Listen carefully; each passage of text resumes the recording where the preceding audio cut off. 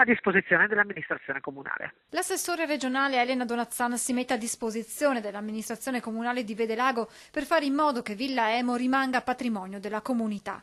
Un impegno che l'assessore ha ribadito ieri a Palazzo Ferrofini, al sindaco Cristina Andretta e al vice Marco Perin, arrivati a Venezia per discutere del futuro del complesso patrimonio dell'umanità. Dopo la dimostrazione di interesse da parte di un privato di acquistare dal Credito Trevigiano l'opera architettonica, il comune ha studiato delle possibili contromisure che vedrebbe entrare in gioco una cordata di imprenditori. Sarebbe veramente un bel segno, no? Imprenditori veneti che si riacquisiscono un patrimonio veneto. Valorizzare le finalità pubbliche di Villa Emo trasformandola, spiega l'assessore Donazzan, in un luogo per fare formazione nell'ambito del turismo. Potrebbe diventare una sede di una parte di una scuola, potrebbe diventare un grande laboratorio per le competenze turistiche del settore della ricettività, del turistico alberghiero.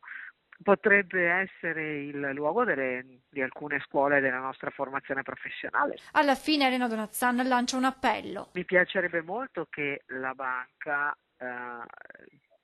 guardasse tra le offerte quelle che faranno restare questa villa molto veneta e molto legata al territorio.